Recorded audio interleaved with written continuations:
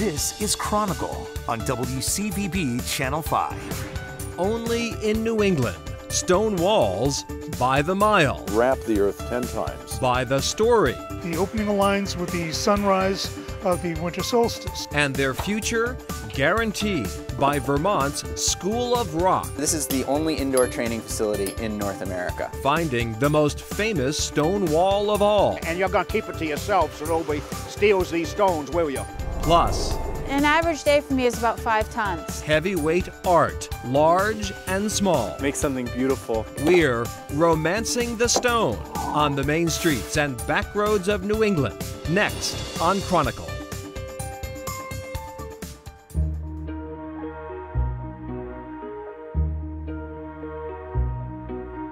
They line our streets, divide our properties, and exude a ghostly presence in our woodlands, markers of a remote agricultural past. In fact, old stone walls are so common in New England, many of us barely see them anymore. Not Robert Thorson. I'm smitten by them. I am so smitten by them that I couldn't even think straight.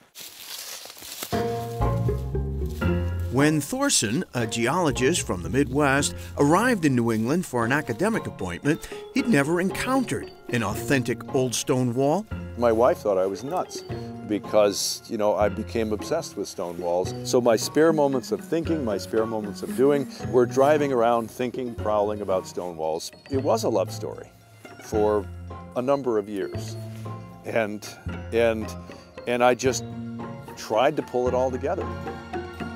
The result, Stone by Stone, the magnificent history in New England's stone walls, a lively mix of geology, archaeology, and cultural appreciation. Thorson's book has become a manifesto for stone wall admirers and preservationists. I had no idea that people would be that interested, and they are interested. Ultimately, stone walls, to me, are the defining icon of interior rural New England. You can go to Ohio or upstate New York and you can find church steeples and town greens and sugar maples. All of that is there. But what you're missing is the stone wall. The stone wall cannot be transported. It ends at the boundary of New England. Thorson estimates there are 240,000 linear miles of stone wall here in New England. The Earth is only 24,000 miles in its circumference. So you could take that and wrap the Earth 10 times. Most of our stone walls are about 200 years old, but the art of dry stone wall building shows no sign of dying out. You reach down, you pick up a rock, and it's like, oh, I'm gonna try it out. Oh, that works pretty good.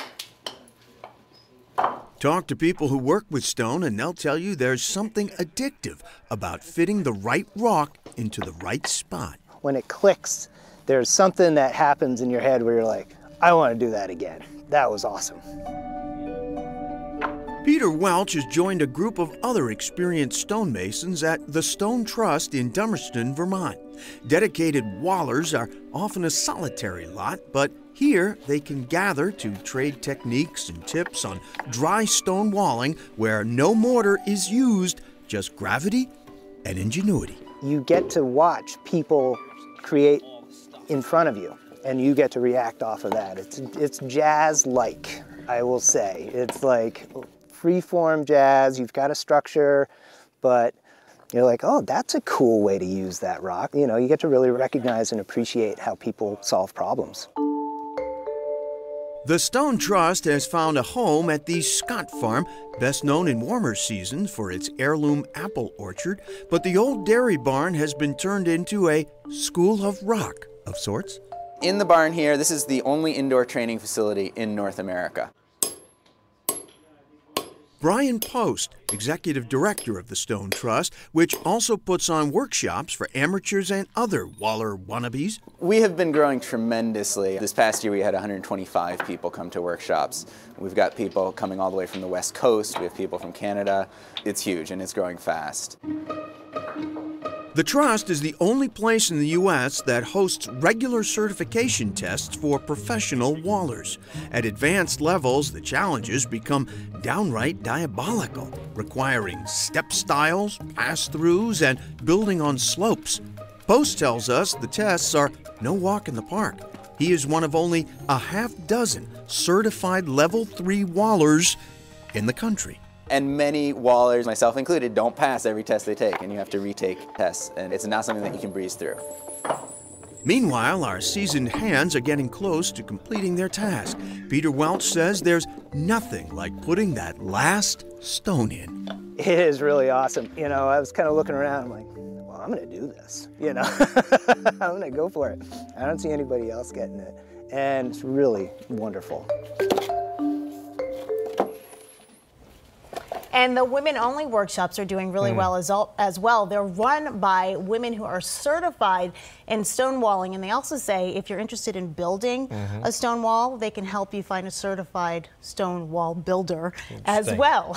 Big question, though, what's the difference between a rock and a stone? And the answer that we got, somewhat jokingly, is that a rock is an unemployed stone. In other words, a rock is the raw material, and until it's put to use, it's just a rock. Once it's put to use, it becomes a stone, finds its purpose. I like that. I like that. Where others see a pile of rocks, Gerald Crudo sees hidden beauty. First, my brothers and I thought that he was a little bit off his rocker. Rock piles transform.